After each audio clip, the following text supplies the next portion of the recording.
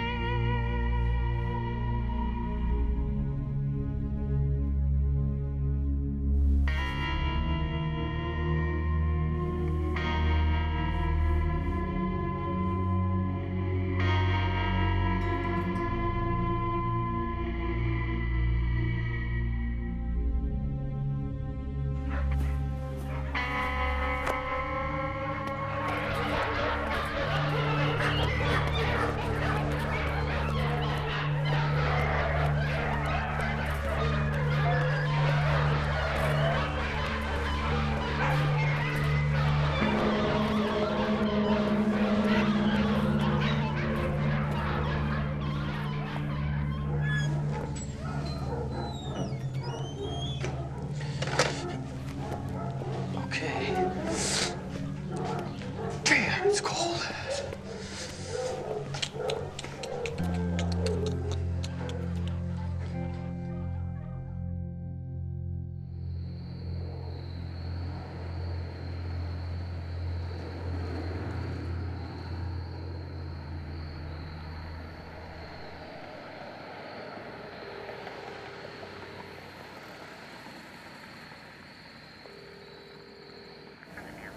Hi, I was wondering if you have any one-bedroom apartments available.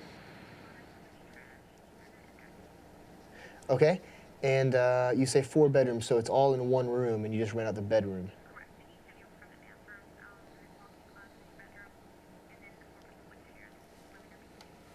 Okay, thank you very much. Okay, that's a no-go. That place rents out rooms that are 4 bedrooms, and you share a living room and a kitchen. And I'm not going to be dealing with a laptop and spy equipment, sharing it with 3 other people. No amenities. I don't need hardwood floors in my fireplace. I don't really want to go over 400, but what can I do? This place says run away fast, and it's not recommended. It has a pests rating of 3 out of 5, so. I'm going to go look at an apartment. Apparently it's $420 a month. It's not quite as cheap as I want, but it's not too bad. This is going to be a good area simply because it's cheap to live here. It's too expensive to try and live close to Target. I'm a field investigator with the Special Investigations Unit of Last Chance for Animals, and it's my job to infiltrate people who sell animals to research labs that they did not breed themselves. Generally people who get animals from breeders and or pet thieves. I would say that Martin Creek Kennel is the biggest, baddest fucking bee dealer operation that exists in America. I know it's coming up soon. Booyah.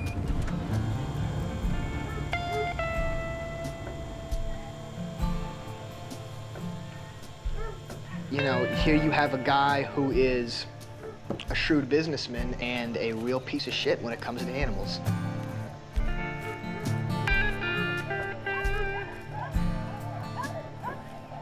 There's an enormous amount of abuse and neglect that goes on there. There's a shitload of dogs, just 400 to 600 dogs at a time.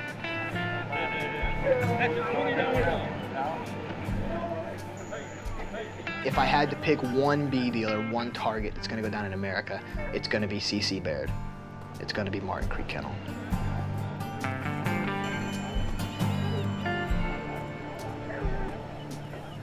You know, to get the information that we want in order to put them out of businesses, there's no other way to really do it other than getting somebody on the inside.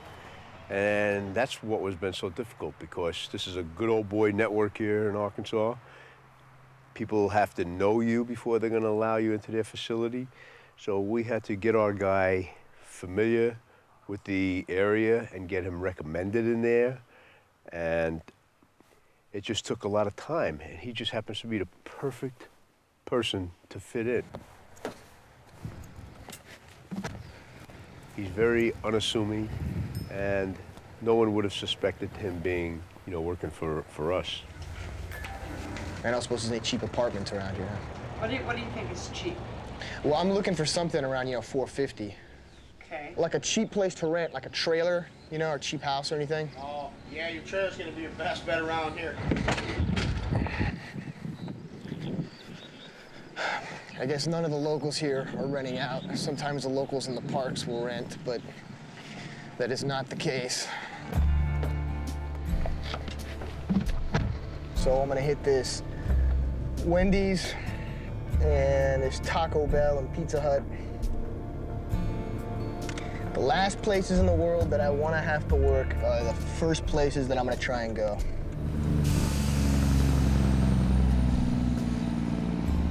When I first went there, I got a job at a local McDonald's because it's not the kind of place anyone's gonna expect an animal rights activist to wanna work at. You know, what activist is gonna wanna work at fucking McDonald's? How you doing? Are y'all hiring? You want to fill out an app? There should be right behind the sports ball. Okay. There should be someone to bring it back. Okay, I'll just, Yeah. I'll come back with one then, and they'll schedule an interview or what? Yeah. Okay, thank you very much. You're welcome. And what I did was I'd ask for other odd jobs around town, and when they'd ask what I do, I'd say, well, I used to work at a kennel, and I'd say the word kennel to want to trigger the name Martin Creek Kennel in their minds. And sure enough, at one point, when I said that to a lady who ran a boot store, she told me about the place and recommended me to a guy who knew someone who worked there. I already have some people set up elsewhere with area codes for other cities that I want to use to say where I've worked, and they are already prepared to sell a line of bullshit saying, yes, this is so-and-so with, you know, a fake animal shelter that he worked at. And pretty much, I just make my history a big lie. I try and keep it close to the truth so I can keep my facts straight, but of course the details become false. When I first went there, I said, you know, I had your number, but I always do best when I come to a place to interview in person. And I dropped the names of the people that I saw, and CC took me pretty well. And I guess, you know, I just looked like a redneck, so it just kind of worked out. Everything seemed fine my first day at work. I started working as soon as I was in at the interview. When I came back from lunch break, there was CC walking up to me. And he said, basically said that his wife was very concerned because she thought she recognized me. I said I didn't know what he was talking about. And he straight up asked me, he said, look, are you an undercover animal rights activist? Because he was asking me earlier if I was with an animal rights group, and I'd said no. And he said, look, are you an undercover animal rights activist? And I just looked at him like I was really pissed off and like I was confused. And I said, look, I don't want to cause any trouble. I just want to work, and I just want to get paid. And I kind of turned it around, so I think I made him feel a little bit goofy and a little bit dumb about what he'd said and kind of embarrassed him.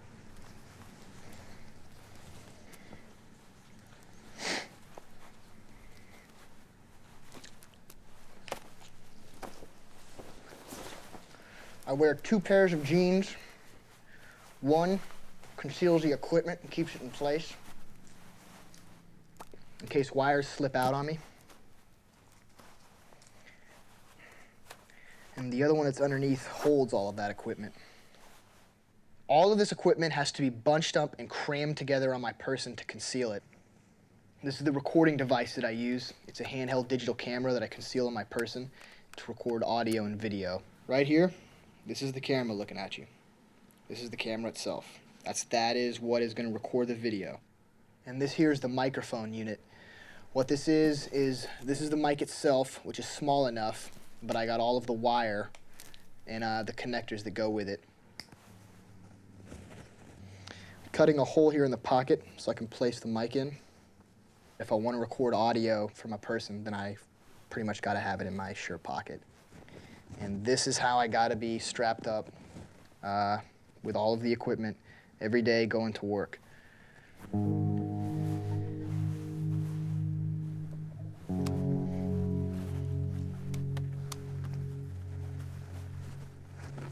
And this I'll be needing to help de-wire myself if I need to change tapes. So, I'm off to work.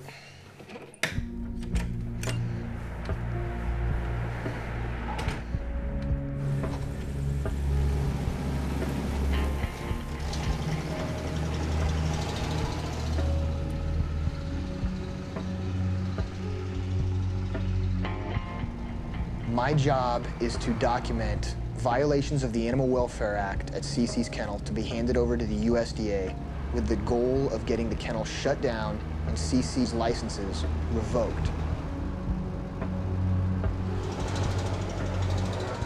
The facility is supposed to be kept clean. Pests are supposed to be kept away. If an animal is sick or injured, it's supposed to be cared for or humanely euthanized. They're not supposed to be overcrowded. They're not supposed to be in cramped conditions. They have to have wholesome food and potable water. Anyone with common sense can understand what it means. Unfortunately, you can't just get one instance and shut somebody down. They only get a slap on the wrist from USDA for it. This operation may have a chance because it's going to be a long-term operation where I'm going to be in there for months documenting everything consistently over and over and over. And I'm going to have to stay in here until I can find everything that there is to find on this target. The kennel was extremely filthy when I first started working there, but it was my job to clean it. I am the hose man at the kennel, so it's my job to work a high-pressure hose and spray the dog's shit out of about 150 pens every day, and then to feed all of the dogs every day.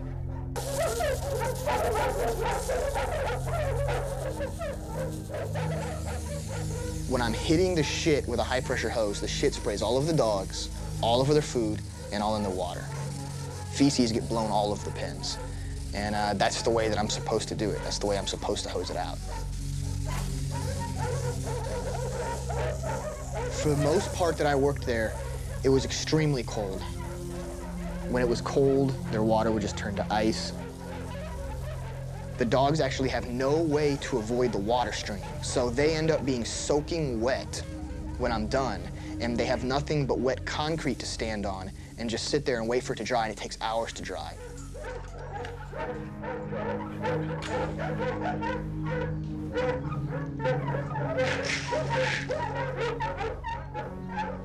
There's about 4 dogs per pen on average, and they have nothing to do but sit in the same pen with 3 other dogs, fight over their food, and live in shit. Hey, chill out. I mean, they're going cage crazy.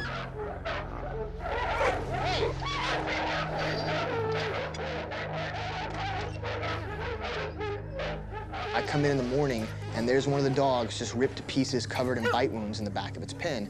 Or there's a dog with half of its ear hanging off and blood all over the pen. The dogs live in those conditions day in, day out, constantly. And that's why there's so many dog fights, and that's why there's so many dead dogs. About 5 to 8 dead dogs a week, usually.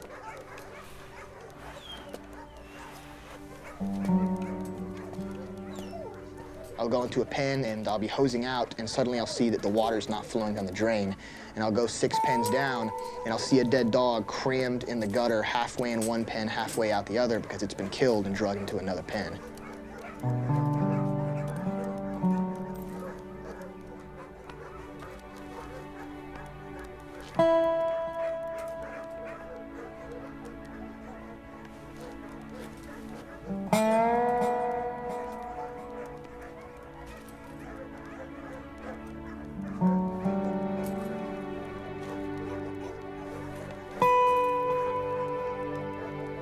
What we do is we take the dead dogs and we pile them up under a wooden board.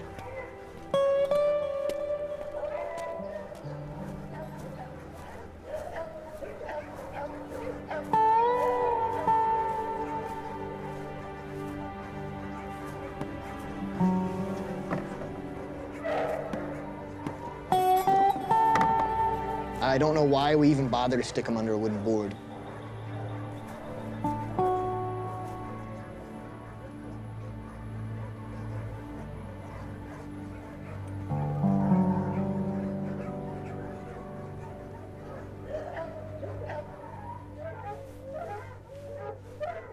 There's about 600 dogs generally at any given time at the kennel. These dogs are sold to universities across the United States. We'd ship out 60, 70 dogs at a time, and then we'd get another 110 in, the next day to fill up that space. The dog's just lying down, like kicking back. Yeah.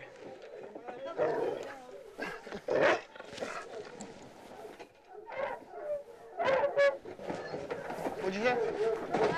What'd you say? I said, bring them on down. We're ready for them. Oh, okay.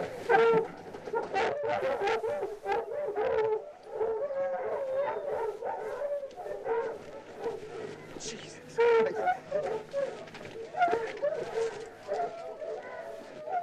There you go, my man. Not a good idea.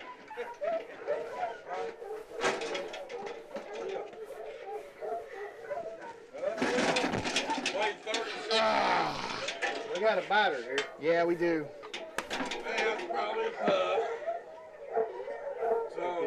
Hey, 50. Such a sweet doggy. I don't think it's so sweet. They keep it in the family. Cece told me when I was hired that I am the only person that has worked at the facility that wasn't from that town. Now, y'all probably have to mix his feed with milk to get soft enough to be able to eat it. My biggest fear was that if I was caught, all these guys are hunters and they're all good shots. They keep a .22 rifle on the property. They're stupid, they may not think about the consequences of their actions, and they may put a bullet in me. So, realistically, my worst fear is, that I'm gonna get killed if I get made. Just take the gun, shoot him in the mouth, right? I've seen somebody plug a pig and maybe plug it right in between the eyes when you gotta shoot a dog. Is it the same? I've seen someone plug a pig. Yeah, right, between the eyes. Say under his chin. Say he was suffering. Yeah, 'cause see, I know on a pig, I know you're supposed to, it's like, I think I've seen someone do it there. You shoot him right in there. Right in there. We knew there was horrific things that go on at the experimentation labs where these dogs go to, but we didn't expect to see that here, right at the kennel. And I finally managed to get Bill to admit to it. I'll probably euthanize some dogs. Oh, sick ones or what? Yeah, heartworm dogs. Oh, you euthanize heartworm dogs? Probably so. Oh, you just euthanize them because they got heartworms, or? Well, they're gonna die.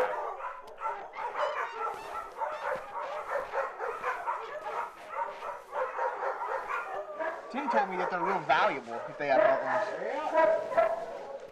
They're pretty valuable. So why would you? Are you being sarcastic or what? Huh? Why would you kill them if they're valuable? I mean. For the worm in it. Oh, all you gotta do is just. Oh. Well, shit. Get! Okay, excuse me. What they would do is they would find heartworm-positive dogs. They'd shoot them in the head to kill them, and then they would take them up to the trench where they dumped them, cut them open, pull their hearts out to collect the heartworms, and then sell the heartworms to research. Right now we're going to go up onto the back way of C.C. Beer's property. This is where he has the trenches where he buries the dead animals. This property that we're going on, I already have somebody working on the inside there.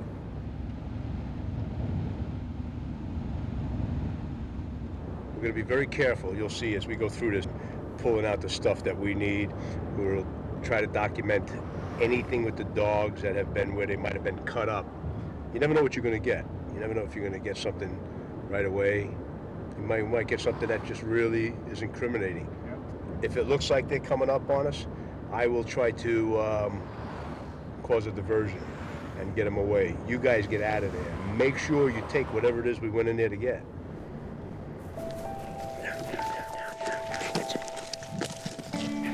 Okay. Don't break it. Okay, let's go.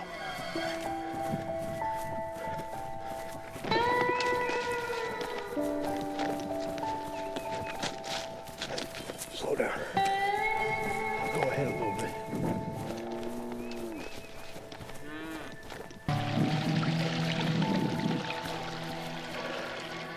Come on, let's go. Step it up. We're gonna go up here, we'll go to the trench, we shoot the trench. We shoot everything in the trench. We'll take you over just on the other side of the hill where you can get a view down to the property, where his house is. And you can take a shot too if you want, okay? Let's keep those cameras rolling. Shoot everything, document everything here, okay? Quick. Let's move, we get in there, let's get out, don't leave anything behind. What do you need? You need gloves? No, come on, let's go.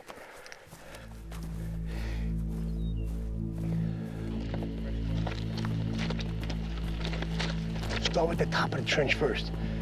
Try not to step on the soft stuff.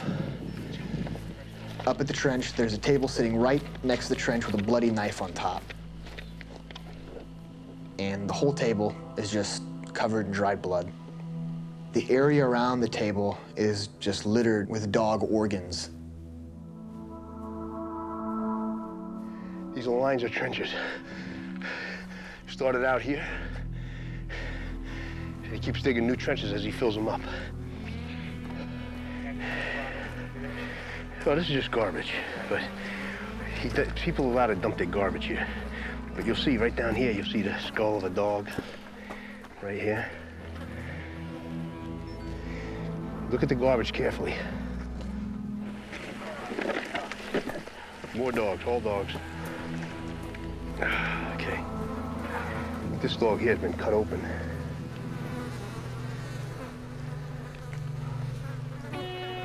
On that little dog, the tag. See the chain on it right there? Let's turn that around. USDA tag number 36203. License B dealer 71B108. That goes deep. There's a deep trench. That's about 20, 25 dogs right here. Now you know why you got the mask. Is that a dog or a deer in there? Dog. Let's go. We gotta move, though. We gotta move. You gotta stay with us. Let's go.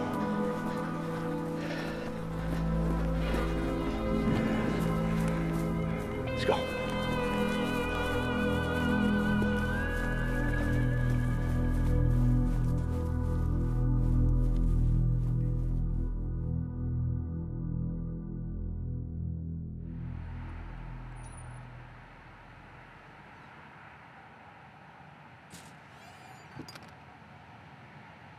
I got one phone that's my cell phone. I got another phone that's a track phone, so I can have it as a local number, and I can use it as a different number for different people to contact me. I have 2 P.O. boxes set up here, plus I have this address, plus I have a home line, and no one has that number. I use it for internet access, and then I have a track phone and a cell phone, so I can be a bunch of different people at a bunch of different times. Right here is, this is where I hide everything. My equipment, where I keep papers, my camera, everything else. It's an area that isn't normally noticed when you walk in, except for the hinges. So I just screw it to the wall so that it's set shut. I only am away from here during the day when I'm at work or if I'm off riding, and I sleep right here next to the door. This is the only entry and exit out of the place. So if someone wants to come in at night and try and do something that way, I'll be right here. This is the bedroom, which I don't sleep in. I just store my clothes and my dirty clothes. And that's about it. Oh, right, I've put trash bags over some areas here where there's no blinds set so that no one can look in. Because again, I do have people that live 50 feet from me in a couple directions right next to me. And I don't want people seeing what's going on in here if I'm working with equipment or taking care of business.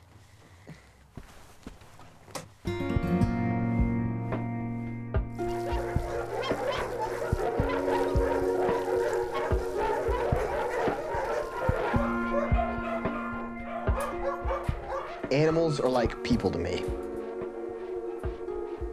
As a kid, my dog was my first and foremost friend. They have a blind loyalty towards you that a lot of times people will never have for you. When I was 15, I saw video footage of animals getting slaughtered on TV, and the next day, I went vegetarian. 3 years later, I went vegan. And of course, being vegan means I don't consume any animal products, I don't wear leather, I don't use anything tested on animals. In front of these people, I'll go out of my way to eat meat. Because if they're suspicious that I may be an animal rights activist, I want for every little thing that I do to just make them disregard those suspicions. That's why undercover is different from normal investigative work. You can't just document what they're doing. You have to think like them, act like them, and become one of them. He just don't want to fucking get on there, now does he?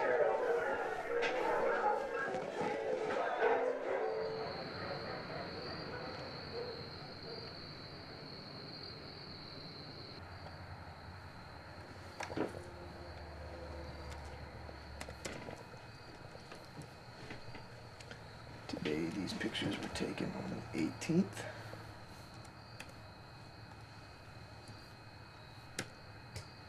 You know, I wonder if I had a year left to work on the case or if I had a week left, what would I be doing different? And I think I'm doing all the right things. I feel like I'm doing all the right things. I have to document what's going on because I got to save all the animals in here.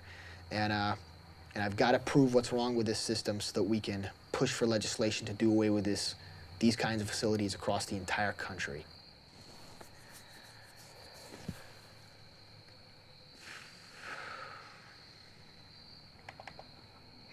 I thought it would help just thinking of the big picture. Well, I'm gonna help all these dogs, but that really doesn't help, you know, when you're hurting the dogs you're working with. So all I would do is just put myself in the mindset of, hey, I am a fucking rat asshole, and this is just my job. It's a shit job. These dogs are a bunch of filthy, useless animals, and I'm gonna do what I gotta do to them.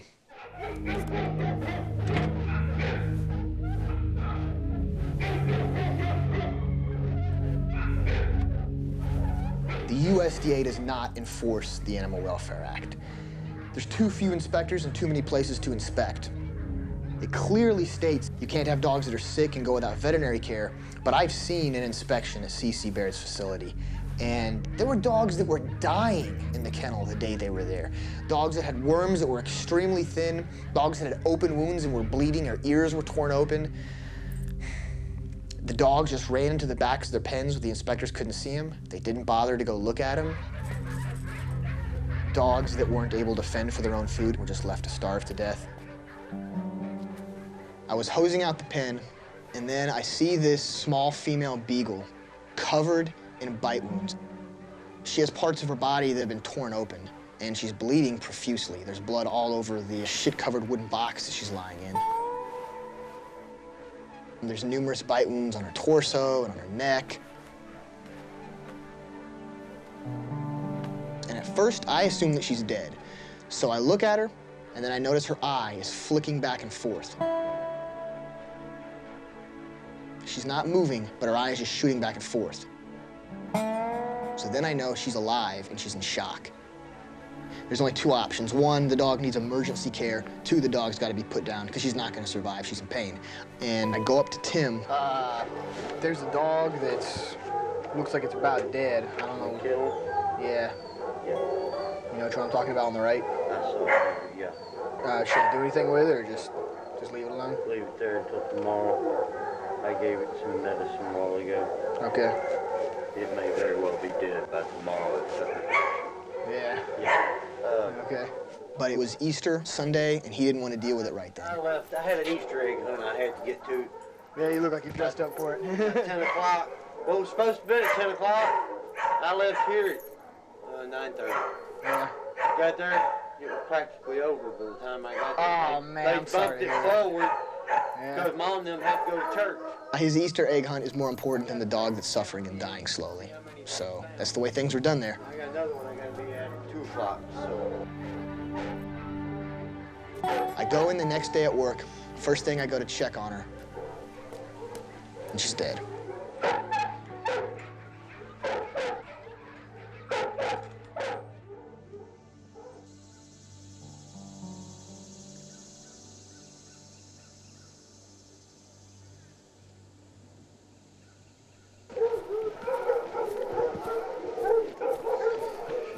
He'll be right here. He'll be right here. Okay. What do you got? Oh, you just got a few, Great running dog. A buncher is unlicensed and sells dogs to a Class B dealer like CC Baird. They're supposed to have either raised their dogs on their own property or have bought them from someone who did. You raise them? You raise them? Yeah. I've got about 25 head or so. I keep about 20 dogs. Yeah. When the bunchers sell the dogs to us, generally they get about 10 to 15 bucks per dog. I thought that dog's worth $25. Now, he's young, too. Well, I'll tell you what that dog's worth, and you can load him back up, and I don't care, $10. I know what he's worth. We turn around and we sell the dog for generally about $250 per dog. I'd say we'd sell, it had to be easily 100, 150 dogs a month. They get a lot of these dogs from flea markets. Many of the dogs are acquired the last Saturday of every month from a huge flea market in Ripley, Mississippi.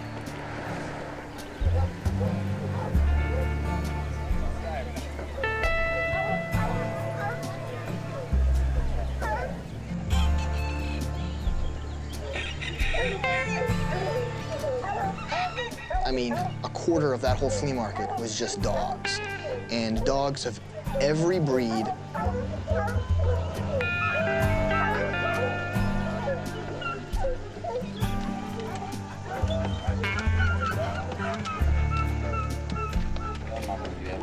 Haven't let her know. No, that's just a big pup I got that.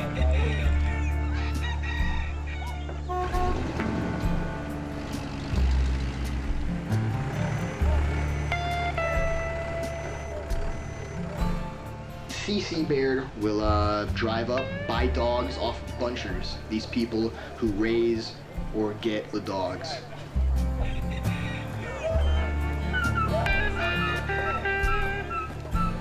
And people were just flocking. I mean, they were just showing up, just getting rid of every dog they could.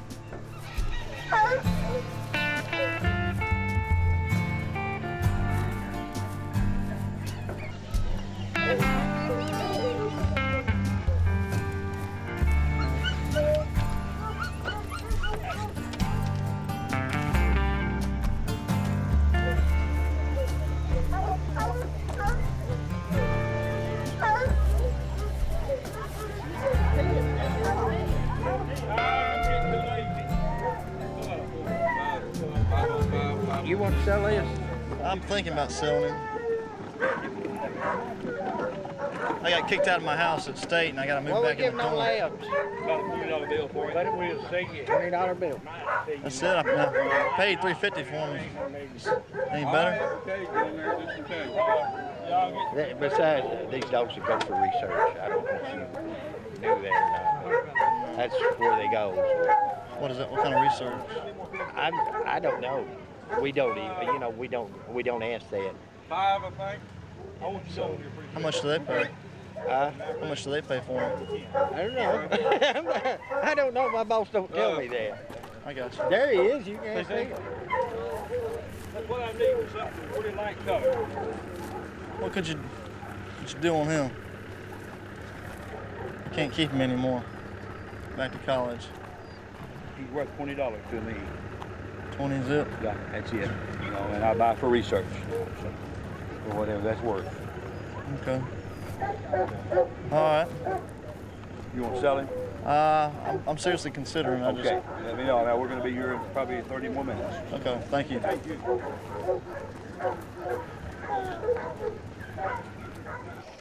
That short guy with the plaid shirt is Mr. Baird.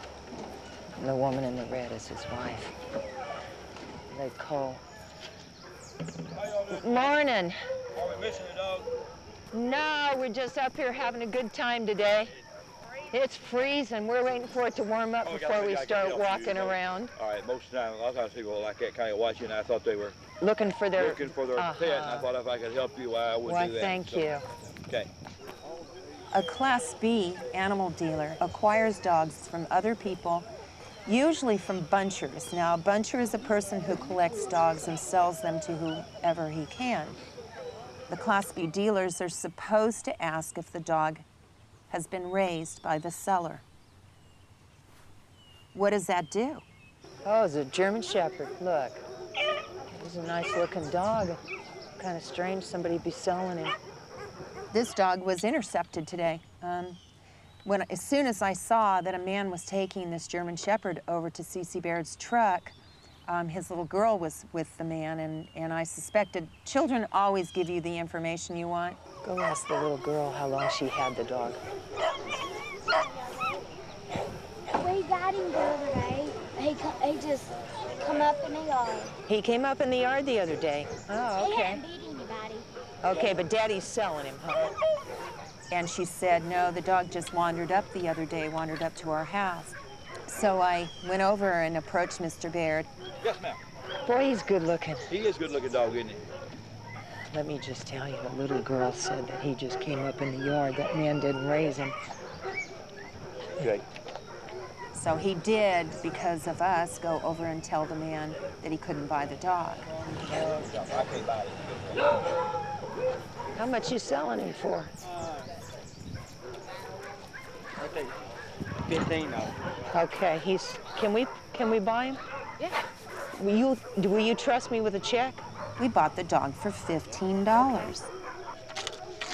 Here you go, Mr. Smith. $15, thanks. We can find a home for him. He's a nice dog.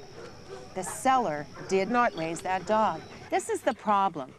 Even if C.C. Baird does not know these dogs are stolen, what does it matter? When people come up to him to sell a dog, they're going to tell him whatever he wants to hear.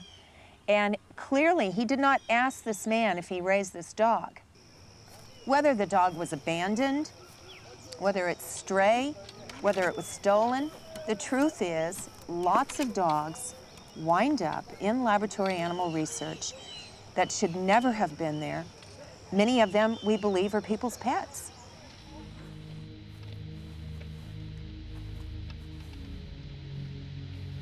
Hey, what do you say, Bill? How's it going? All right. How's it going, man? You have a good ride up here? Yeah, took a little while, but got up here. Hop in. Sure.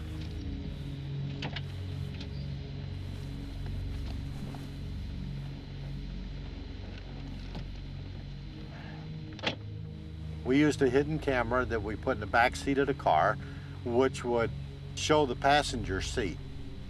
C.C. Baird was the name of the person that everybody talked about that bought all the dogs, that showed up at the, what I call the flea market and that type of thing. Let me ask you something. Between us, when you guys dropped them dogs off, How careful is he about his paperwork? Does he get really tough on it or not? Oh, he just has us write up the reports on the papers and give them to him. So he don't ask you for like ID or anything? No. Huh. So how does he know where you got the dogs?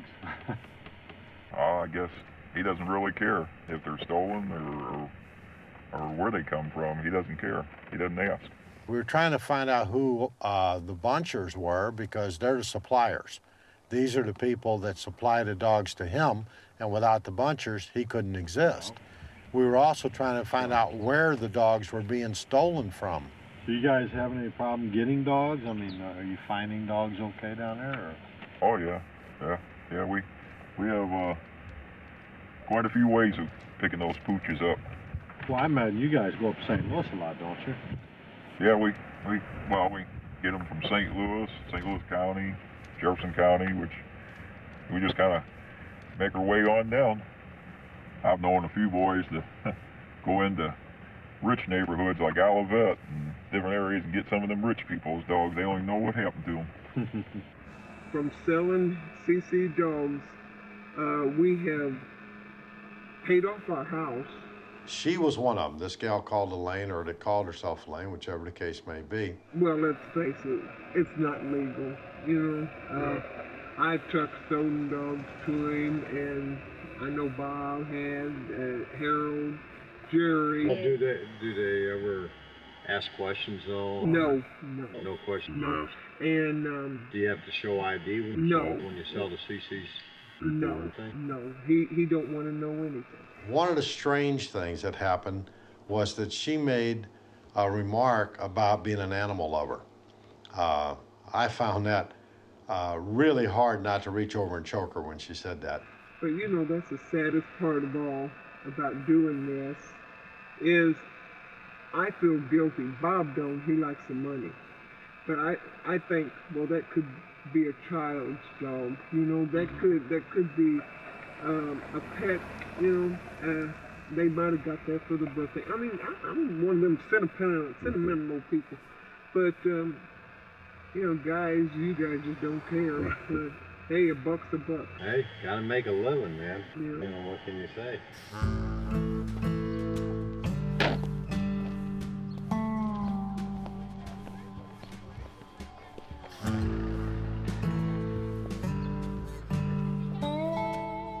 Yeah, was C.C. Baird gonna have his evening worship here? Okay, 5 o'clock, right? At 6? Oh, okay. I guess I was a little early then. Okay, thank you very much. C.C. Baird is a minister of the Church of Christ. He is the minister at the Bettistown Church of Christ, a very small church in Bettistown, which pretty much the only building besides residences there is, you know, his church.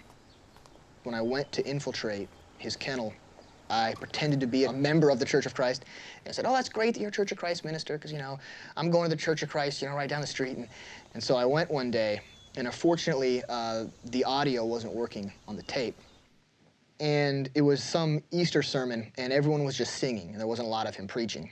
But at the end of it, he gets up and he introduces me to the whole church as a worker at his kennel. I shake hands with all of his friends, and I meet all of his friends and learn who they all are and all their names. So after that, we're all gonna get up and go downstairs for cake and ice cream, kind of like have a feast together. And I sit directly across from CC so that I'm eating cake and ice cream with him, and spent, I don't know, what must have been the good part of an hour just bullshitting with the guy and just making small talk with him and all of his friends. You could easily wonder how a minister of the Church of Christ could be a Class B dealer and let these things happen, these animals. I guess that it gives him a position of power in the community, and it gives him a reason for people to respect him despite the horrible things that he does, because he does care about how he looks. Need a hand getting him on there or what? One of the, hey, get bit. All right, you want me to get the head? I don't care. Okay, we have the inside kennel. Wow, did you see that? Is this pretty common to do? Like Yeah, that's very common. You punch the dog in the top of the head, he slaps the dog on the face, when the dog is just sitting there. And he's choking it. In front of his daughter, and now he's choking the dog with a rope lead around the dog's neck. Dog's urinating on the scale, scared to death. Yeah, the dog's terrified. I mean, all of these things are unnecessary to do to dogs. There's other ways you can handle the dogs. It may take a little more effort, it may take a little more time, but they want to just rock and roll. You know, they want to just go, get it done, go home. And this is pretty much how it looks, is all the dogs, 4 dogs to a pen, just all stacked up next to each other. How long are these dogs kept in these facilities, in each cage? For about 4 to 6 weeks, and then they're shipped off. Sometimes shorter, but we have a lot of dogs that have been there for the whole duration that I've been working there, and I've been told have been there for months and months longer. This is dog 35602. That's the USDA tag number on the dog. And all that I'm pointing out there is that the dog is emaciated. We have an enormous amount of dogs here that are emaciated. Their stomachs are sucked in. You can see their hips, their ribs, the shoulder blades of the dogs, and their spine very clearly. And I've never, ever seen a veterinarian on the property. Once Tim told me there was a vet looking at a sick cow that he had to run out to. I didn't see it. You work there 6 days a week? I work there 6 days a week, right. Total of 4.5 months on the inside there. I never saw a vet. Just lead him in front of him. Here's Tim. Okay, wait, let me go back. Let me introduce this, because this is very important. What we have here is, this is Tim, and he is demonstrating how we are going to dip dogs. And so what they do is they pour 3 bottles of permethrin into a 100-gallon tank of water. Permethrin is supposed to be used in a container attached to a hose to spray down the dog's pens while the dogs are not in it. And so this is how Tim shows us to dip the dogs. He lifts up the dog, flips the dog, and completely submerges the dog in the water. It won't hurt you. I've had this from head to toe on it. It won't hurt you. And permethrin goes flying everywhere. And of course, I got the permethrin in my eye, and it felt like my eye was on fire. I had to run straight into the office to grab the saline and just dunk it into my eye. So we would dump dogs with open bite wounds on them and just throw them into the permethrin. And this is how it's done with the smaller dogs. You can see he's got the lead around its neck, and he's hurling the dog into the dip tank. And this is another little dog. He's swinging it by its neck, just like before. There's a close-up, and you can clearly see what's going on. This is a beagle. It's being thrown in the same manner, upside down. It was below freezing temperatures, and so when these dogs were thrown in this tank, all of them would immediately go into shock, and they were unable to walk, physically unable to walk, once they were pulled out. At that point, they weren't fighting the leash. We were just dragging them on the ground because they couldn't walk, dragging them by their necks and throwing them back in their pens, soaking wet in freezing temperatures.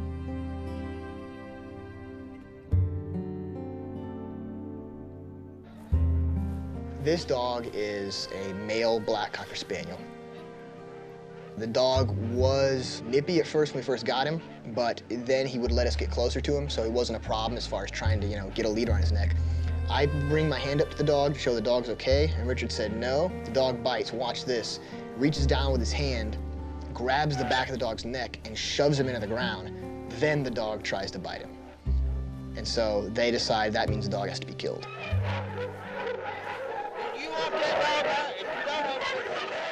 And for a brief second, Bill said, there's nothing else we can do with it unless someone's going to take it. You don't want it. He points to Richard. Richard goes, I don't want it.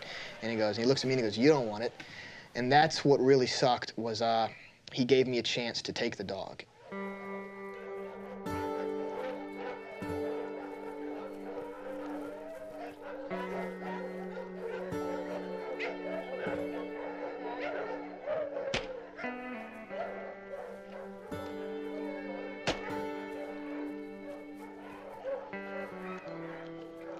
What the fuck? I mean, that really sucked because that was my opportunity to save that dog's life. But I guess all I had to think was I have to be the character that I am, and I'm a guy who doesn't give a shit about dogs. What would that character say? That character would say, no, I don't know anyone who wants it right now. I don't know what you want to do with it. What's up? I said, with this 22, we depart. No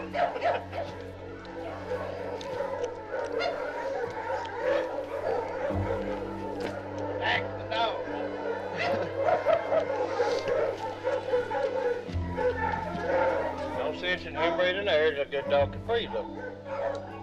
A good dog can what? Breathe. Breathe. No use in that breathing air. A good dog can breathe.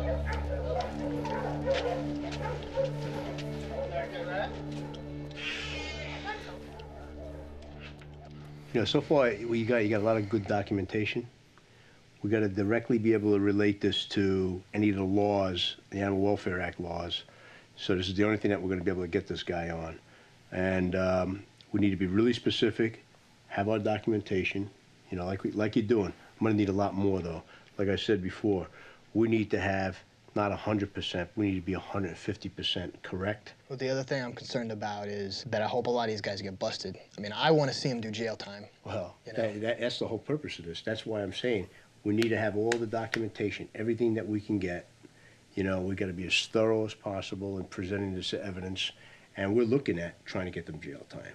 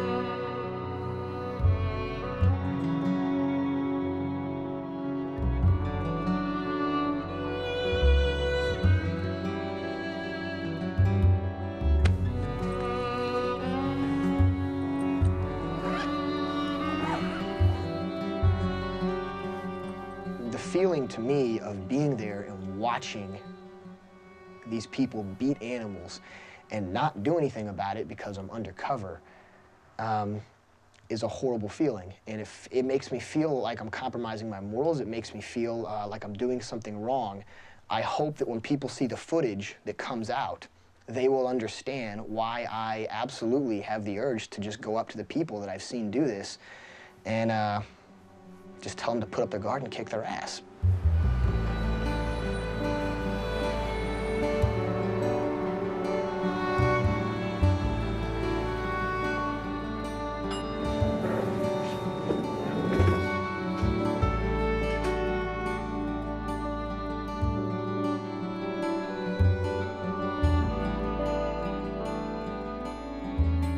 So the USDA was in the meeting? Yes.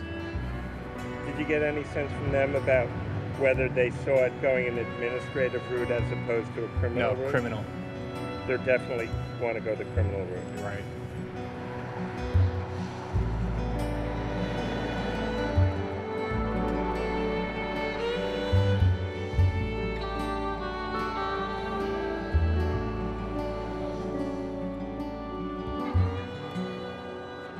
The reason that I'm upset is that you can go and you can kick a dog in the street and get arrested for it for animal cruelty right there. But you do it to 600 dogs at a time constantly and do a bunch of white-collar crimes inside your office, and then it takes months to investigate while it goes on.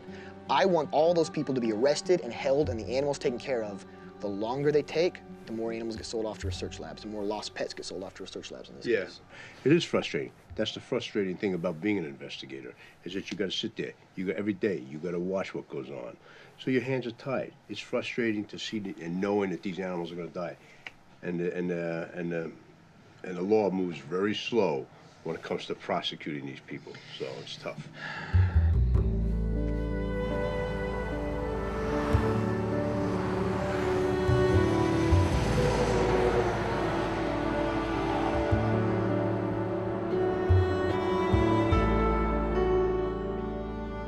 The fact that the feds have asked me to come back and visually verify that the kennel is in the same condition as when I was employed there tells me that the case is coming to a conclusion because that is the last step they'd want to take to make sure that everything's the same before they go ahead with taking a legal action on the evidence. From working there before, I can say that nothing seemed any different, any better or any worse. It looked the same. Apparently, there's going to be a lot of people that are going to do this bust. You know, they know who they're dealing with. They know they're dealing with armed people, they're dealing with paranoid people. So when they go in, they're going to go in full force and ready for anything.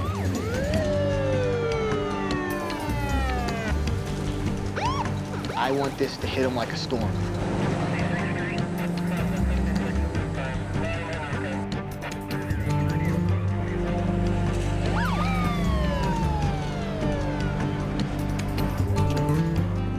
On August 26th, federal agents executed a search warrant at a location on Martin Creek Road in Sharp County, Arkansas. This search warrant is part of an investigation into allegations of violations of the Animal Welfare Act and several other criminal statutes.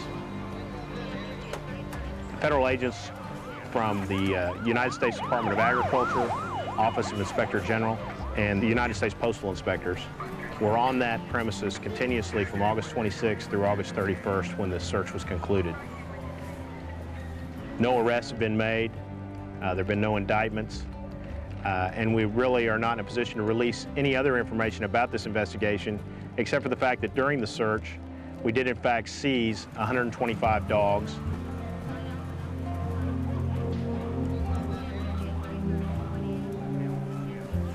There were health issues with some of the dogs. Some of them are under veterinary care. You'll see that some of them are undernourished and they're now on a better diet, and hopefully we'll recover from that.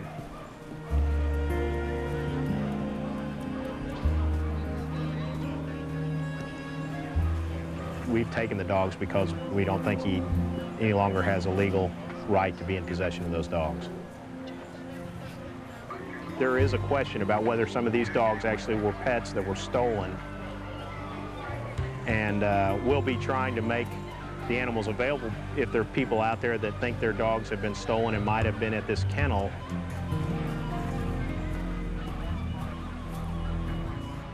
Why has there not been an arrest made, and why has there not been a charge? I can't really comment about that. It's part of an ongoing investigation. I can't say whether anybody will be charged at all, but as most of you know, following the federal process, it doesn't happen overnight. That's a process that takes weeks or months and not days, and in this case, I can't say if it'll happen at all.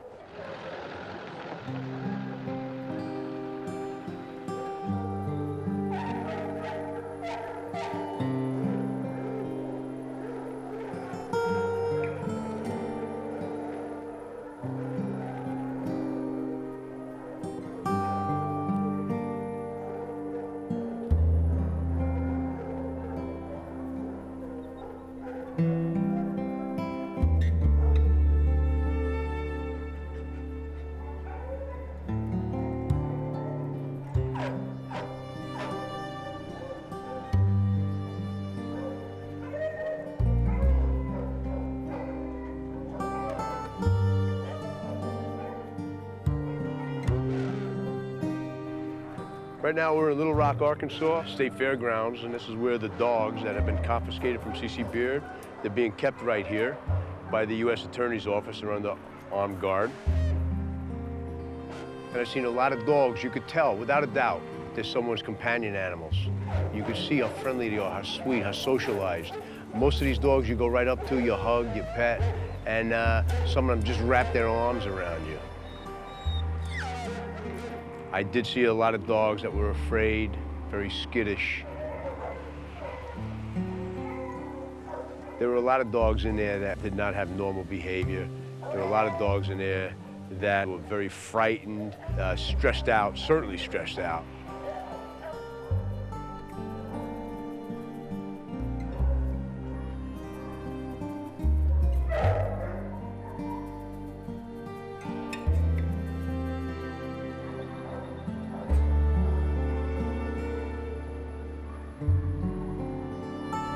There were several dogs in there that had mange, very bad advanced cases of mange.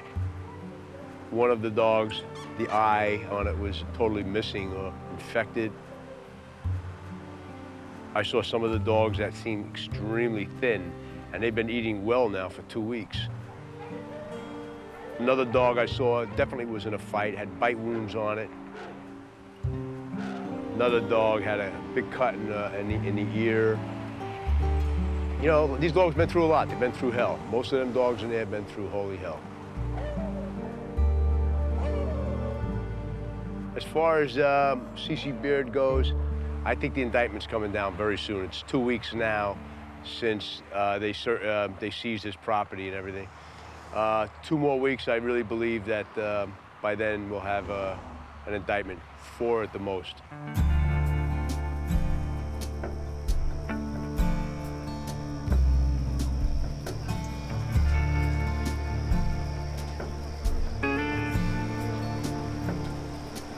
This raid took place in August last year in '03.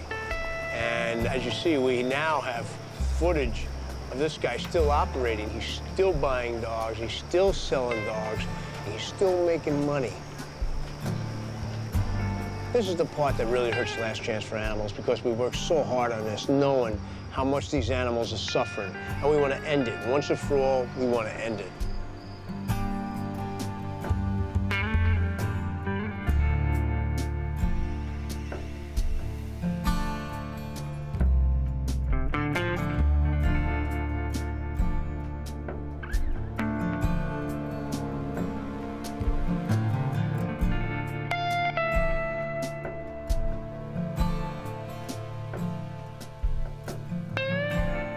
The country's most notorious USDA Class B licensed dealer is now permanently out of business.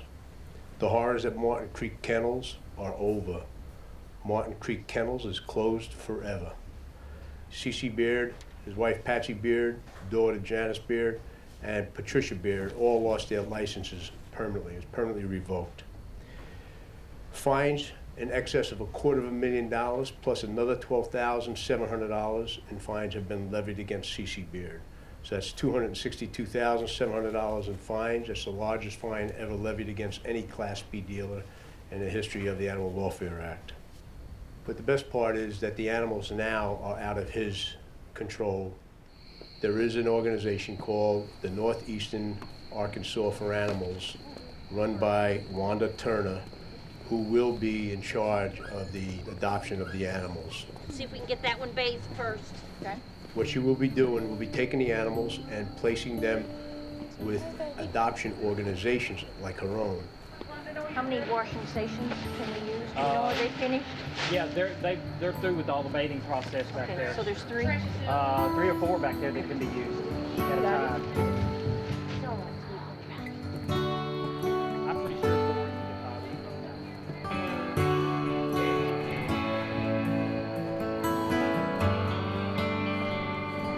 Then you're going to deliver these to Miss Gladys, and then you're going to come back and get 2 more.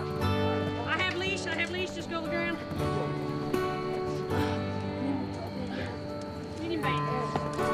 Who's got it? I got him. I got him. This one. See you in a second.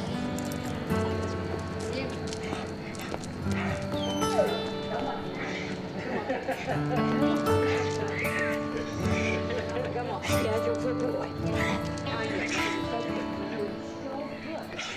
I don't know exactly all the conditions and everything, but from reading in the paper and talking to Wanda and Judy and everyone, it was a pretty bad situation and something that these animals needed to get out of and get into some good homes. I said it makes all the years of work worthwhile, you know? Guys, this one is really scared. This is the most scared of all. It's so good.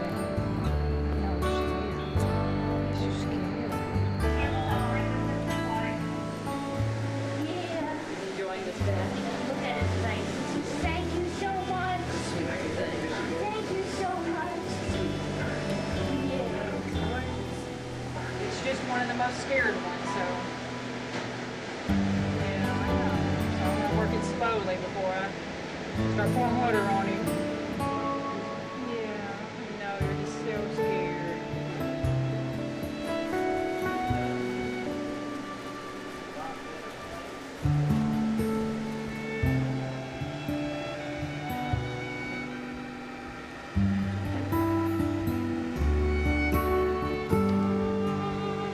secret.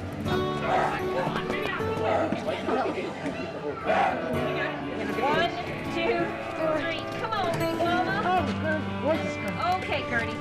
Come on, Gertie. Here's that one. Yes.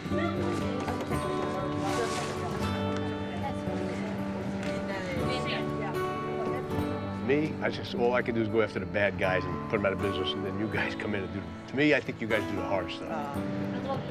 Thank you again. Thank you. All right, Thanks thank you so much. Thank you. We got every animal documented, a bio sheet done on every dog. We'll start uploading. The minute I get back, we'll start uploading. The email that went out just basically opened the doors and said anybody that wants a dog, just contact and come get it.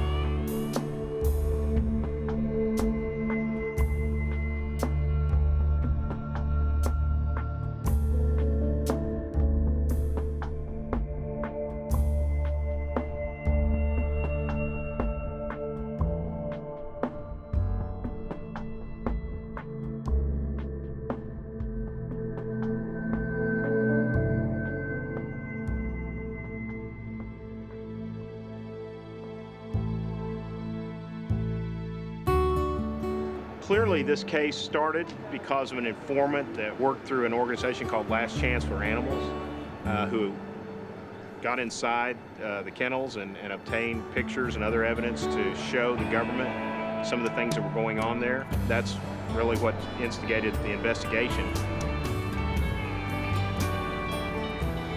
C.C. Baird's Martin Creek Kennel was a little piece of hell on earth.